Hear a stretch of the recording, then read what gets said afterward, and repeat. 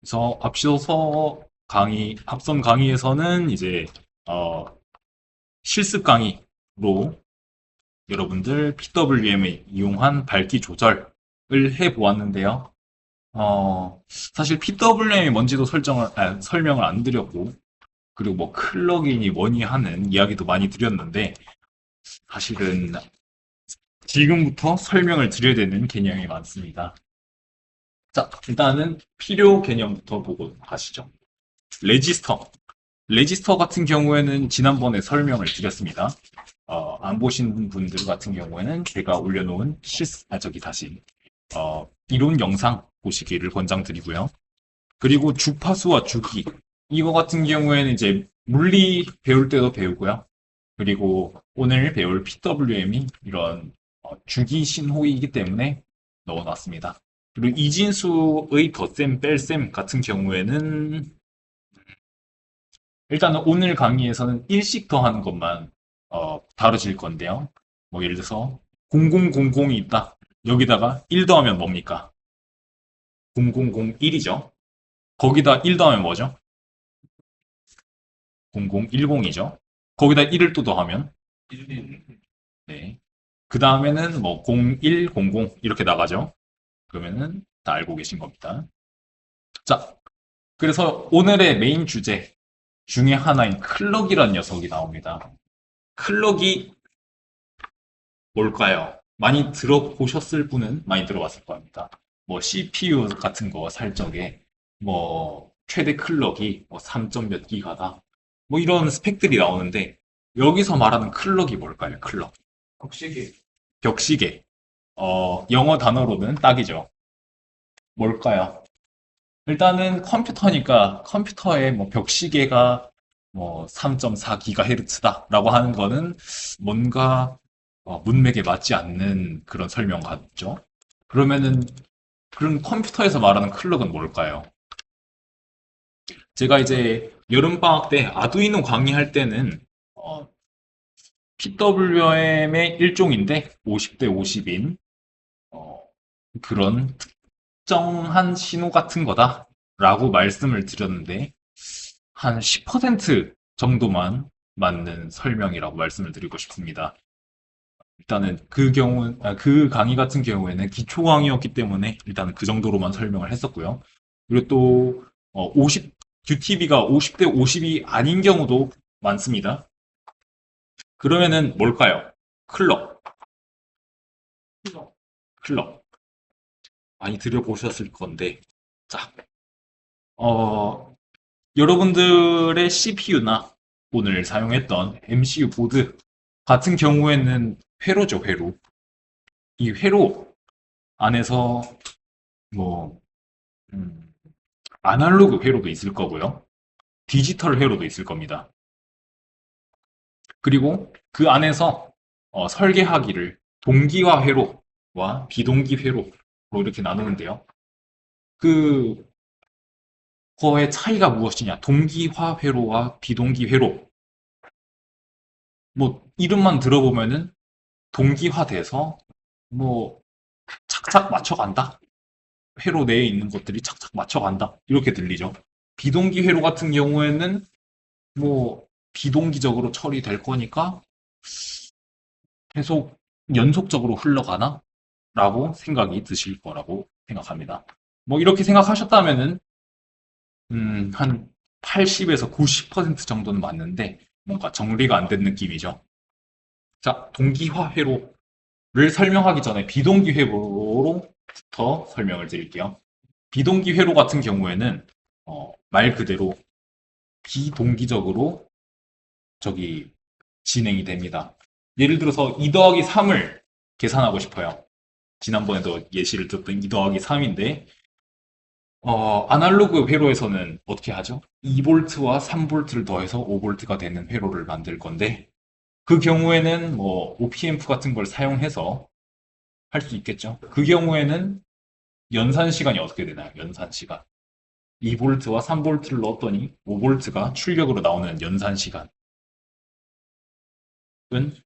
매우 짧습니다. 매우 짧은데 그게 정확히 뭐냐? 회로에서 이 전기장의 이동 속도와 같습니다. 그러니까 거의 빛의 속도인 거죠. 정확히 빛의 속도는 아니라고 말씀드리고 싶지만 뭐 빛의 속도라고 생각하셔도 상관없습니다. 회로가 어떻게 생겨 먹었는지에 따라서 어, 그를 따라가는 시간이겠죠. 그러면은 CPU에서 2 더하기 3을 계산을 한다고 해봅시다. 그러면은 그 경우에는 어떻게 될까요? 연산 시간이 당연히 존재하겠죠. 그 연산 시간의 기본 단위 같은 건데, 자, 그러면 밑에 적어놓은 걸 보죠. 사각파다. 이거는 제가 아니라고 말씀드렸습니다. 연산을 진행시킴. 지금 제가 방금 전에 말씀드렸던 경우에는 뭐 연산을 진행시키는 뭐 기본 단위인가? 그렇게 생각할 수도 있고요. 상태 전이를 위한 트리거? 이거 같은 경우에는 설명이 좀 필요할 텐데요. 그 여러분들 공학 프로그래밍 같은 거 할 적에 후반부에 보시면은 뭐 순차적 실행이다 하면서 뭐 다이어그램 같은 거 그려보셨을 겁니다. 기억나시나요? 기억나시나요? 기억 안 나요? 찾아보면 있습니다. 뒤에 분명히 있습니다. 거기에서 그 상태 전이를 하는 거를 그리는데요. 그거를 사실은 알고 보면은 유한 상태 기계다라고 뭐 전작과나 이런 데선 배웁니다. 근데 그 상태 전이를 위한 트리거가 필요하거든요. 그 트리거가 되는 가장 작은 기본 단위인 겁니다. 밑에 보시면은 이렇게 써놨어요. 이렇게 클럭이라고 하는 사각파가 있고 그 위에는 이제 신호가 있죠. 이 클럭 한 단위당 신호 하나를 해석을 할 수가 있는 건데요. 이 신호가 아니더라도 명령어 단위 하나가 실행되는 시간이라고 볼 수도 있습니다. 그리고 여기 신호하고 클럭하고 그려져 있는 거 보시면은 뭐 제어공학을 배웠던 분들이라면은 뭔가 2대 1이니까 나이퀴스트 주파수하고 연관이 있나? 라고 하는 생각도 들 수도 있을 것 같고 그럴 것 같습니다. 자, 그러면 명령을 실행하는 단위로 볼 수 있다고 말씀을 드렸는데요. 자, 여러분들이 명령어를 컴퓨터에서 하나 쳐요. 뭐 가장 작은 명령어를 하나 칩니다. 그러면은 그거가 바로 실행이 될까요? 실행이 된다고 하면은 앞서서 말했던 그 비동기 회로에서의 진행하고는 어떻게 차이가 있을까요? 일단은 이런 클럭을 사용한다는 것 자체가 동기 회로인 겁니다. 이 동기 회로에서는 회로 안에 있는 어, 모든 녀석들이 한순간에 다 똑같은 순간에 작동을 한번 한 스텝을 합니다. 그러고 나서 그 다음 클럭까지는 대기해요. 그러고 나서 다음 클럭이 들어오면은 다음 작업을 합니다. 이게 동기화 회로이고 이런 동기화 회로에서의 클럭은 이런 한 스텝 한 스텝을 나아가라 라고 하는 어떠한 신호라고 할 수 있는 거죠. 자, 그러면은 이런 명령어를 쳤을 때 클럭이 들어오면은 실행이 된다고 말씀드렸습니다. 한 클럭 들어오면은 한 스텝 실행될 것 같은데 어떨 것 같나요? 명령어 하나, 뭐 어셈블리 명령어입니다. 여기서는 명령어 하나를 치면은 한 클럭 만에 실행이 될까요? 어떨 것 같으세요? 아닌 것 같다. 아닌 것 같죠? 네, 아닙니다. 근데 그렇게 보기도 하는데 그거에 대해서는 설명을 드릴게요. 자, 어, 여기서 컴퓨터의 사행정이라고 써놨는데 이런 사행정이 어디서 나오는 단어죠? 예, 자동차에서의 그 엔진에서의 사행정, 흡기, 뭐 압축, 폭발, 배기 이렇게 해서 사행정이라고 하죠. 컴퓨터에도 비슷한 게 있습니다. 이런 명령어를 하나 실행을 할 적에 네 개의 단계를 갖춰서 실행이 되게 됩니다. 세 개로 보는 경우도 있는데 컴퓨터의 사행정 아는 사람 있나요? 여기서 컴퓨터에서의 사행정. 일단은 명령어를 가져와야겠죠. 패치라고 합니다. 어디 메모리 영역에 있는 명령어를 가져옵니다. 패치. 가져왔어요. 그러면은 그 명령어가 어떤 건지 해석을 해야겠죠. 디코드입니다. 디코드를 하면은 이 명령어가 어떤 뜻인지 알게 됐어요. 그러면은 뭐 연산을 하든 뭐 어떤 작업을 합니다. 패치 다음에 패치 다음에 디코드 다음에 execute이라고 합니다. execute로 끝나는 경우도 많습니다만은 보통은 그 뒤에 write back 의미 있는 정보를 다시 적어 놓는 과정이 하나가 있습니다. 그거를 저는 컴퓨터의 사행정이라고 했는데 그러면은 명령어 하나 실행하는데 클럭이 4개가 필요했죠. 그러면은 명령어 하나 실행하는데 4클럭이나 쓰는 경우인 거면은 실제로도 그럴까요? 명령어가 10줄이 있어요. 그럼 40클럭 걸릴까요? 아닐 것 같아요. 아니요. 네? 병렬로 처리하고. 병렬로 처리한다. 그러면은 병렬로 처리한다라는 가정 같은 경우 이제 뭐 멀티코어 환경일 수도 있는데 뭐 그거를 생각하지 않고 해보죠. 싱글 코어 환경인 거라고 가정을 해봅시다. 완전 싱글 코어, 싱글 스레드. 예, 그렇습니다. 싱글 코어, 싱글 스레드 저희가 쓴 MCU하고 같은 환경일 경우에는 40클럭을 소모를 할까요?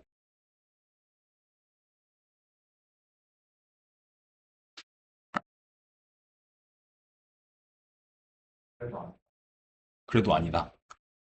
네, 맞습니다. 그래도 아닙니다. 자, 여러분들 자동차에서의 사행정이라고 하면은 뭐 실린더가 하나라면은 뭐 그렇게 행정 한 번 하는 경우마다 4번씩 가겠지만은 그렇지 않죠. 여러 개 연결돼 있으면은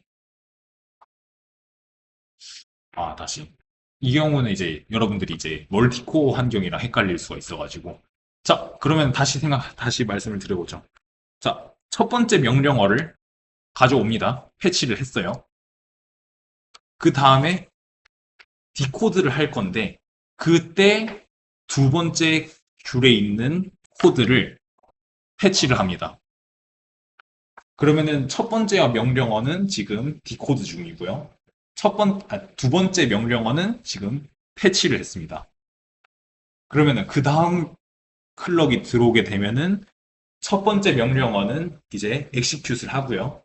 그리고 두 번째 명령어는 거기서 내려서 디코딩을 합니다. 그래서 세 번째 명령어로 가져오는 거죠.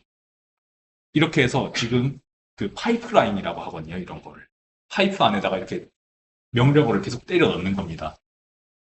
이래서 실제로는 처음 이후로는 거의 한 클럭마다 하나의 명령어가 수행이 된다고 생각해 주시면 되는데 그러면은 뭐 여러분들 브랜치 문 같은 걸 쓰죠. 코딩할 때 if else나 뭐 케이스 문으로 스위치 문으로 나가거나 하는데 이 경우에 이제 분기 예측 실패라는 용어가 나옵니다.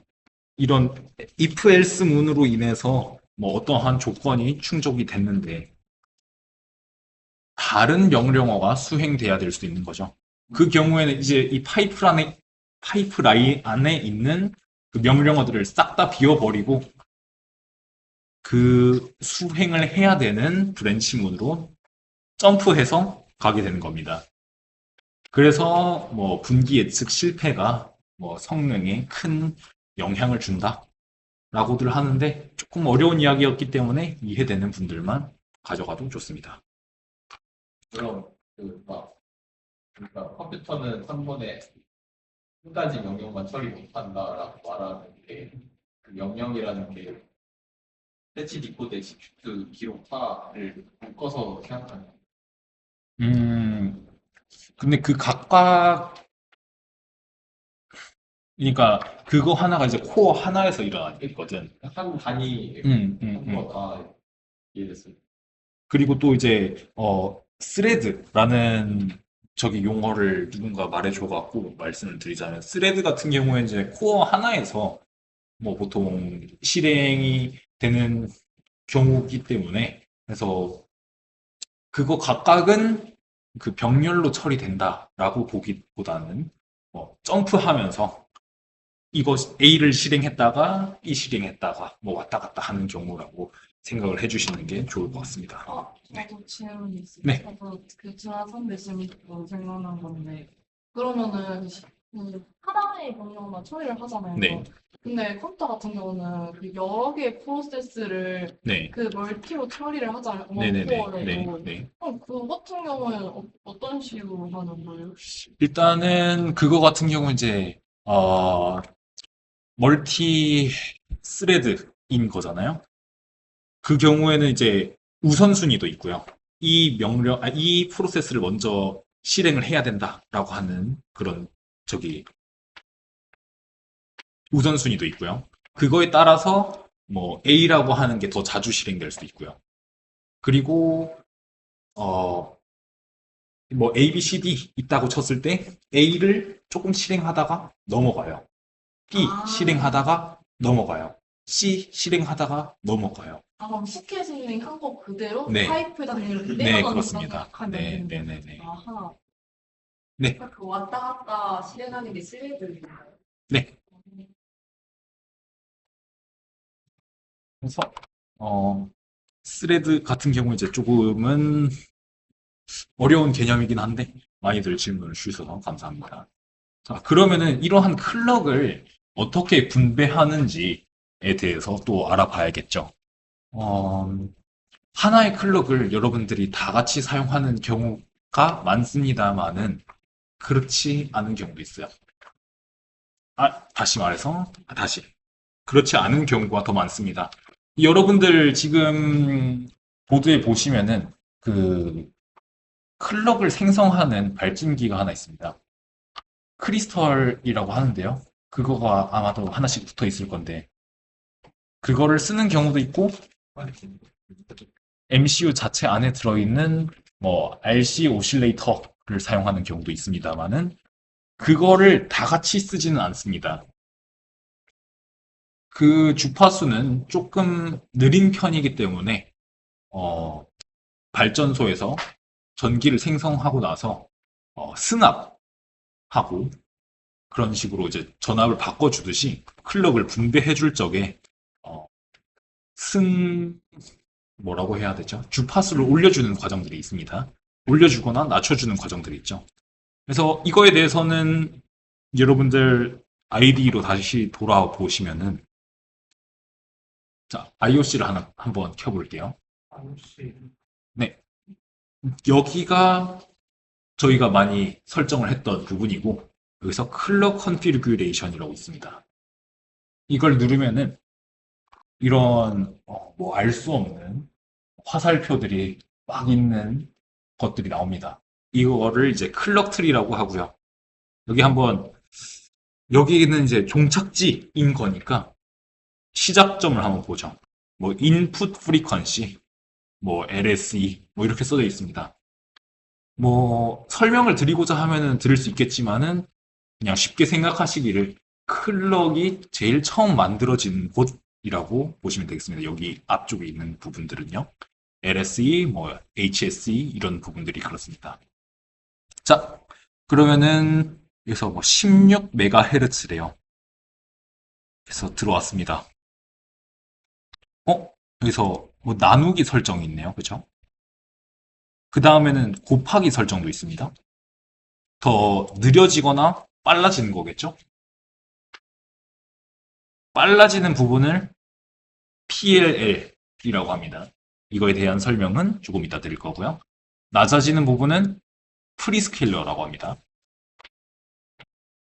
그러면은 클럭 컴퓨레이션에서 나와서 돌아보죠.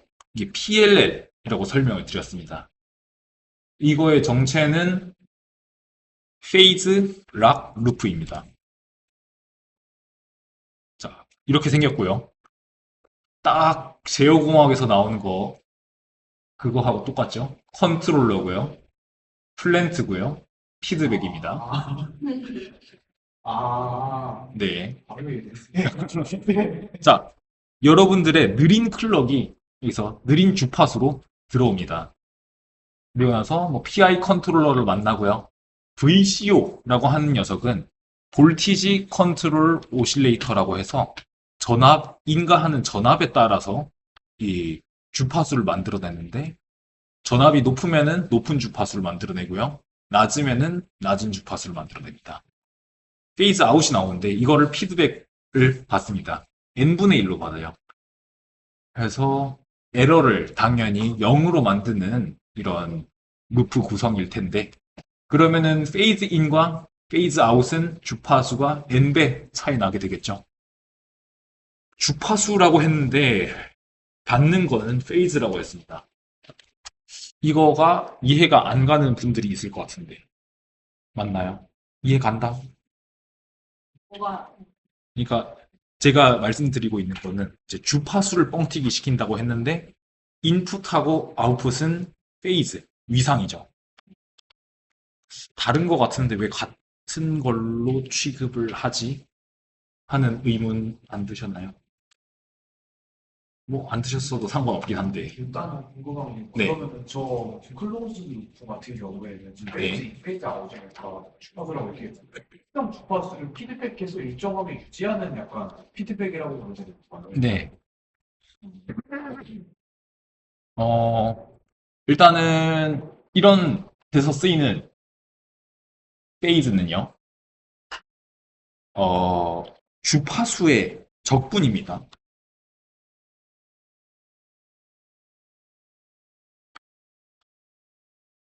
이렇게 말하면은 조금 아리송할 수 있으니까 주파수의 단위가 뭐죠?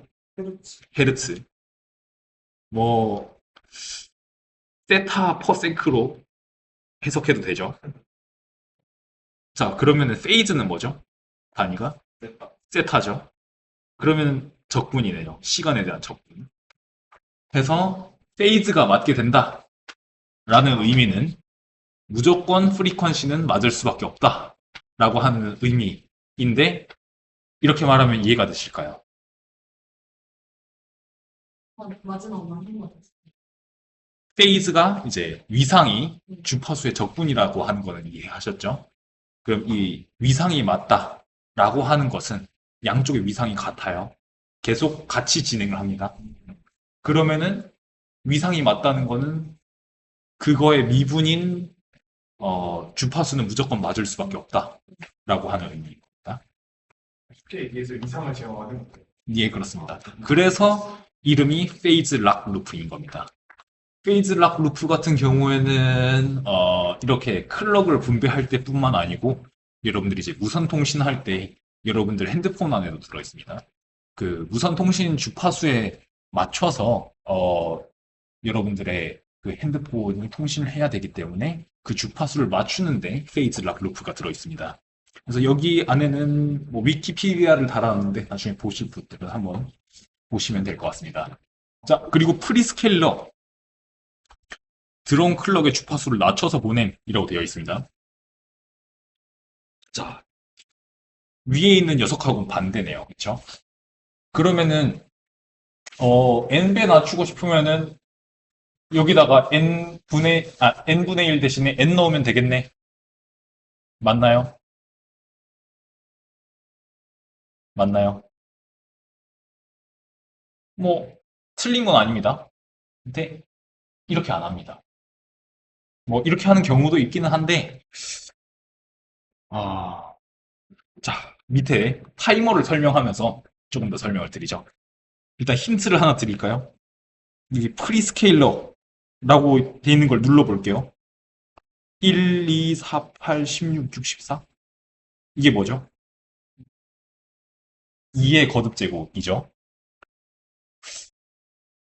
근데 여기서 PLL은 임의의 주파수로 저기 승합이 가능하네요. 그쵸? 물론 아닌 경우도 있습니다만은 그렇습니다. 그러면은 생긴 모양이 조금은 다를 수 있겠네요. 그쵸? 자, 이거를 설명하기 위해서 타이머라고 하는 거를 같이 설명을 드릴게요. 저희가 오늘 PWM 만들기 위한 실습할 때 타이머에 대한 메뉴에서 설정을 했었죠. 이 타이머에서 생성이 되는 거거든요. 저기 PWM은. 자, 이제 제가 시뮬링크로 열심히 만들었는데, 이게 어떤 건지 이제 저희가 기계과니까 조금 모르는 분들이 많을 것 같습니다. 이거 같은 경우에는 JK 플립플롭이라고 해가지고, J에 1이 들어오잖아요. 그러면은 Q, 이건 아웃풋입니다. Q는 1이 됩니다. K에 1이 들어오면은 K에 1이 들어오고, J가 0이라면은 0이 출력이 됩니다. 두 개 다 0인 경우에는 이전 상태를 계속 유지해요. 둘 다 1이라면은 이전 상태와 반전합니다. 그 반전한다라고 하는 거는 이 클럭이 기준이고요. 자, 어떻게 되는지 한번 봐야겠죠. 제가 만들어 온 거를 한번 보여드릴게요.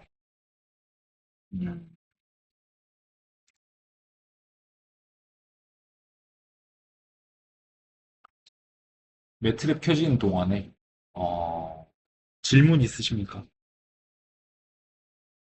약간 시간이 걸릴 거예요, 봐줘요. 그러면 이게 저희는 PLL을 안 쓰고 타이머로 그 클럭의 주파수를 변경할 거다라는 흐름입니다. 네? 타이머입니다. 지금 PLL 써서도 주파수를 바꿀 수 있는데 네. 우리는 그 방식을 안 쓰고 플립플롭을 써서 주파수를 변경한다. 이제 이 타이머 같은 경우에는 뭐 그런 게 아니고요. 타이머 같은 경우는 이제 클럭을 사용하는 어떠한 하드웨어인 겁니다. 이제 막간을 이용해서 설명을 드리자면 타이머 같은 경우는 이제 클럭을 세는 역할을 합니다. 클럭이 하나 들어왔어요. 그러면은 숫자를 1 증가시킵니다. 두 개 들어왔어요. 그럼 숫자 2 해서 클럭이 들어올 때마다 자기가 가진 그 메모리 공간이 있는데요. 여기서 숫자를 1씩 증가시킵니다. 그게 타이머이고요. 그 타이머를 제가 이제 시뮬링크 모델로 이렇게 만들어 봤던 겁니다. 지금 보시는 것 같은 경우에 이제 리플 카운터라고 해서 쉬운 예시고요. 실제로는 이렇게 구성되지는 않습니다.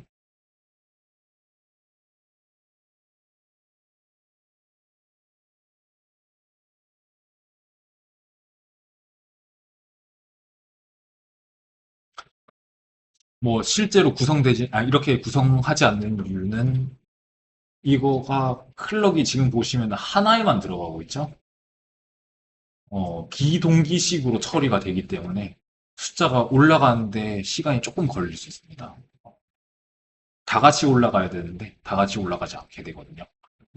시간 있으니까. 네, 그렇습니다.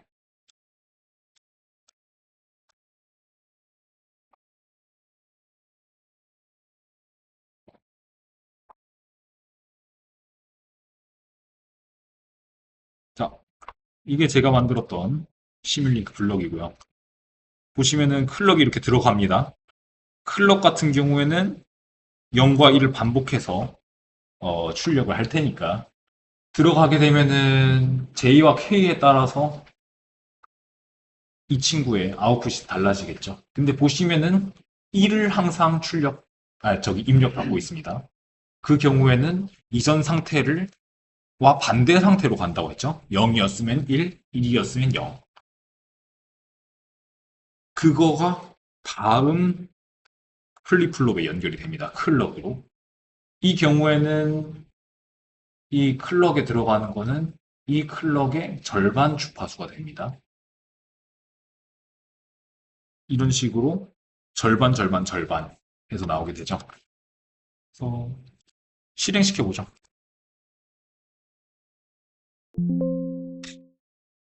자, 여기 같은 경우에는 1 개인으로 줬죠. 1, 2, 4, 8 해서 첫 번째 비트, 두 번째 비트, 세 번째 비트, 네 번째 비트를 해석하기를 이제 이런 식으로 해석해서 개인을 준 다음에 덧셈을 한 겁니다.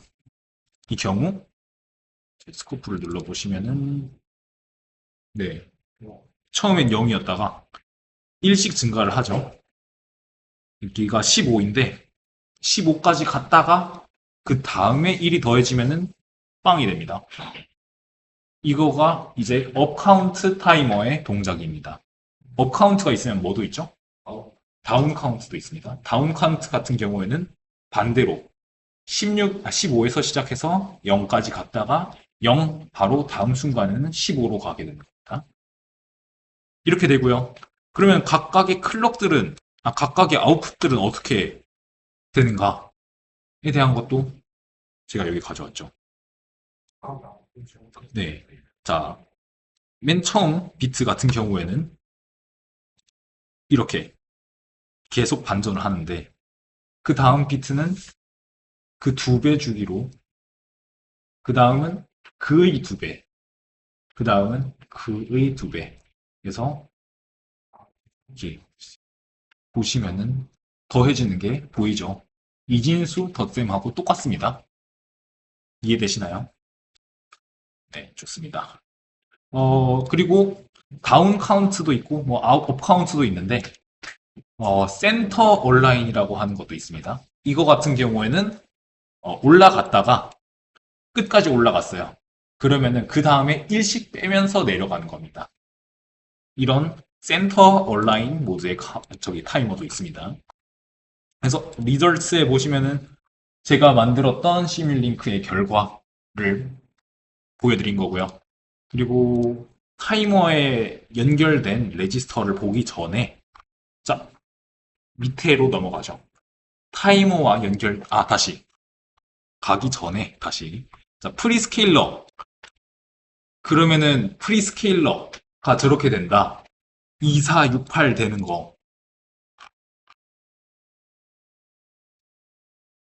이걸 쓰면 되겠네요. 그쵸? 이렇게 되는 겁니다. 훨씬 회로가 간단해지기 때문에 이런 식으로 사용합니다. 그리고 뭐 나중에 톡방에 올려드리겠지만은 실제 회로하고 훨씬 비슷한 타이머를 제가 하나 더 만들어 놨거든요. 싱크로나이즈 타이머라고 여기 모델이 하나 더 있죠. 이것도 나중에 톡방에다가 보내드리겠습니다. 한번 열어보시고 가지고 놀아보세요. 자, 그러면은 PWM으로 넘어가 보죠. 자, 실습에서 사용한 그것, 카운트 값, 뭐 ARR, CCR이 중요함, 뭐 이렇게 나오는데요. 일단은 그 여러분들의 PWM을 생성하기 위해서 어떤 방식을 생각할 수 있을까요? 지난번 차시 때는 저희가 디지털 출력으로 0 또는 1을 출력을 해봤던 거였죠. 켜거나 꺼지거나. 근데 이번에는 그 중간 값을 출력할 수는 없으니까 시간에 따라서 특정 주기 동안 0 또는 1을 퍼센테이지로 얼마나 유지를 하는가에 대한 겁니다.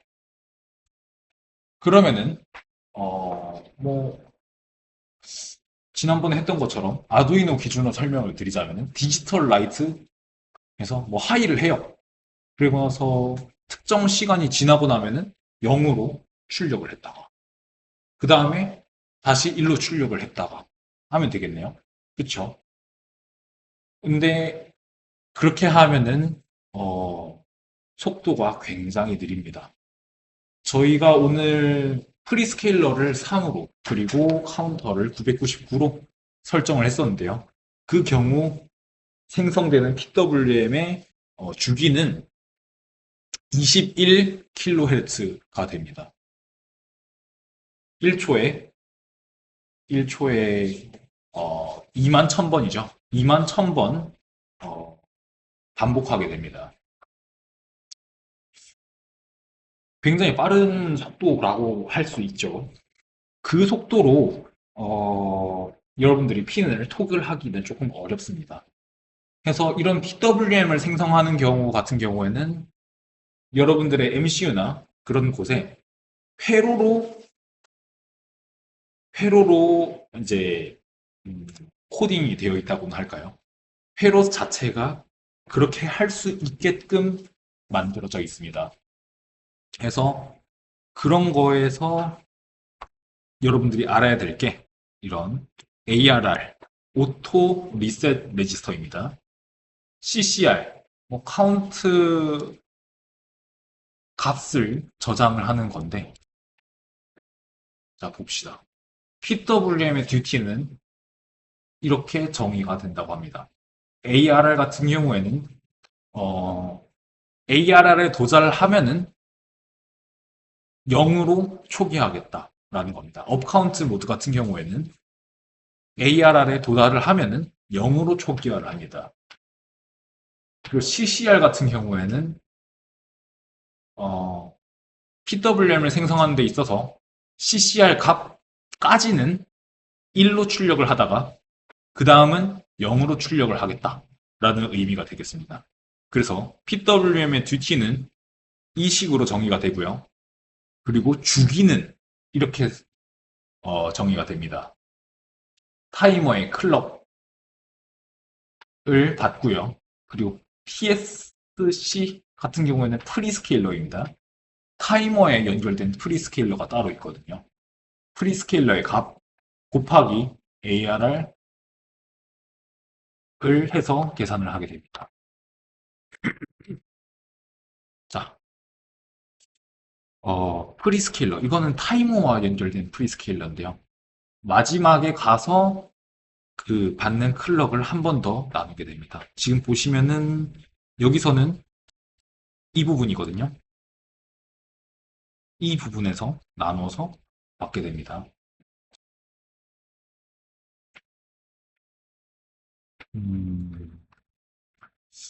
그러면은 클럭이 들어올 때마다 숫자를 올린다고 했는데 이 프리스케일러 숫자가 높다면은 들어오는 클럭이 느려지겠죠. 그래서 주기가 늘어나게 됩니다. 그리고 ARR 그 리셋하기 위한 숫자가 높다면은 그만큼 주기가 느려지게 되겠죠. 그래서 곱해지는 것 그리고 시스템의 클럭이 얼마나 빨리 들어오는가에 따라서 이렇게 주기가 정해지게 되는 겁니다. 카운트 모드 같은 경우에 설명을 드렸었죠. PWM에도 모드가 있습니다. PWM 모드 1, PWM 모드 2 이렇게 있거든요. 제가 말씀드리기를 CCR 값까지는 1로 출력을 하다가 그 이상부터는 0으로 출력을 한다고 말씀을 드렸습니다. 그런데 이거는 PWM 모드 1일 때의 이야기이고요. PWM 모드 2일 때는 이거가 반대가 됩니다. CCR까지는 0으로 출력을 하다가 CCR 값 이상부터는 1로 출력을 하게 되는 거죠. 반대가 됩니다. 그리고 여러분들이 오늘 이제 0부터 1000까지를 듀티에다가 썼었죠. 코드에 보시면은. 네. 여기서 듀티에다가 0부터 1000까지를 썼습니다. 그럼 여기다가 뭐 예를 들어서 2000 쓰면 어떻게 될까요? 2000 쓰면 어떻게 될 것 같습니까?